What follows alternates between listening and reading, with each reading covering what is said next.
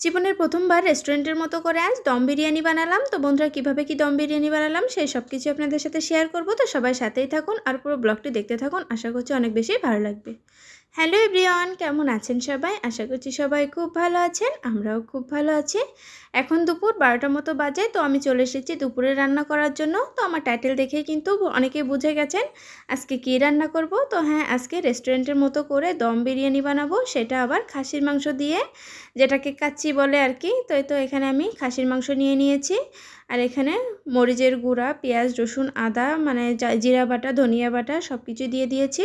আর এখন ready mix যেটা হয় বিরিয়ানি মশলা আর কি, সেটাই দিয়ে দিলাম রাঁধুনিটা। আর এই তো এখন ফেটিয়ে রাখা টক দই দিয়ে দিলাম। দিয়ে এখন তেলটা দিয়ে আমি সুন্দর করে হাতে মেখে নিব। ও তার ভিতরে আবার বেরেস্তাও করে রেখেছিলাম, সেটা দিয়ে দিলাম।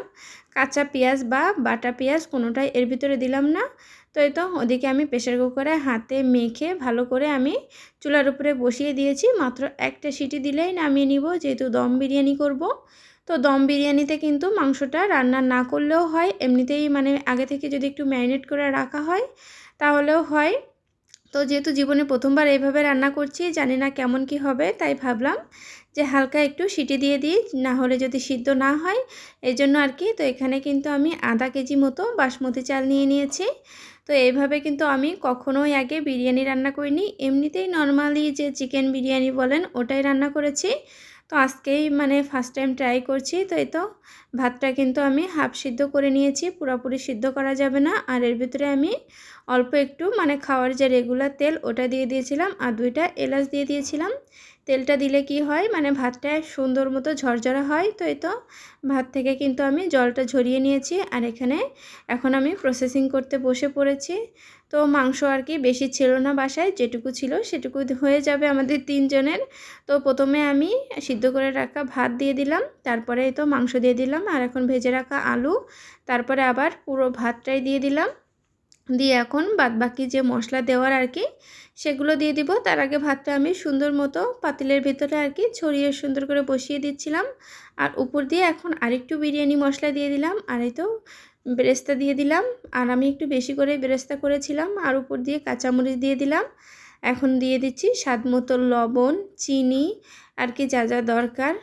তো কিন্তু আমি কিন্তু এর আগে কখনোই এভাবে দম বিরিয়ানি করি না, তো জানি না কেমন হবে। তো স্বাদের জন্য একটু চিনিও দিয়ে দিলাম, কারণ বিরিয়ানি কিন্তু একটু মিষ্টি মিষ্টি হয়ে থাকে, একটু মিষ্টি মিষ্টি না হলে কিন্তু বিরিয়ানিটা একদম ভালো লাগে না। এই তো ঘিও দিয়ে দিচ্ছি। তো আর একটু ঘি দিতে পারলে আর কি বেশি ভালো হতো, কিন্তু বাসাতে এটুকুই ঘি ছিল আর ছিল না। তো ঘি অবশ্য বানাবো, তো তার জন্য সরও উঠিয়ে রেখেছি, কিন্তু সময় সুযোগের অভাবে আর বানানো হয়নি।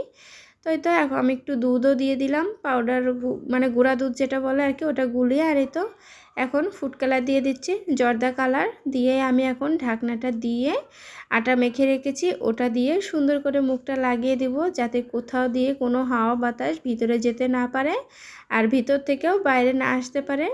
এটাকেই বলে কিন্তু দমে রাখা। আর এতে কিন্তু আমি কোনো প্রকার জল বা কিছু ইউজ করিনি, ওই যে দুধ গুলিয়ে দিয়েছিলাম সেটুকুই আর কি। তো এখানে আমি প্রায় 1 ঘন্টা মতো দমে রেখেছিলাম, 1 ঘন্টা পরে চলে এসেছি। আর দমে কিন্তু আমি মানে ডাইরেক্ট চুলার উপরে বসাইনি, তাহলে কিন্তু তলাটা পুড়ে যেত। আমি এখানে তাওয়ার উপরে বসিয়েছি। তাওয়ার উপরে বসালে কি হয়, মানে ঝরঝরা হয় আর তলায়ও লাগার কোনো ভয় থাকে না। তো দেখতেই পাচ্ছেন বিরিয়ানিটা কত সুন্দর ঝরঝরা হয়েছে। আর এখন আমি সুন্দর করে মশলার সাথে মিশিয়ে নিব, আর সুন্দর একটা কালারও হয়ে যাবে। যেহেতু আমি একটু জর্দা কালার দিয়েছি, ফুড কালার যেহেতু বেশি খাওয়া উচিত না, তাই আমি একটু অল্প করেই দিয়েছি। তো রেস্টুরেন্টে কিন্তু একটু বেশি করেই কালার দেয়, আমি কিন্তু অল্প করেই দিয়েছি, যেহেতু আমরা নিজেরাই খাবো আর কি। তো বিরিয়ানিটা কিন্তু একদম রেডি হয়ে গেছে। তো মেয়ের তো আর তর সইছিল না, মেয়েকে এখনই খেতে দিয়ে দিব। তো মেয়ের জন্য এখন আমি উঠিয়ে নিচ্ছি, তারপরে মেয়ের বাবা আসলে আমরা দুজনে খেয়ে নিব। তো আলুটাও কিন্তু বেশ সুন্দরভাবে সিদ্ধ হয়ে গেছে।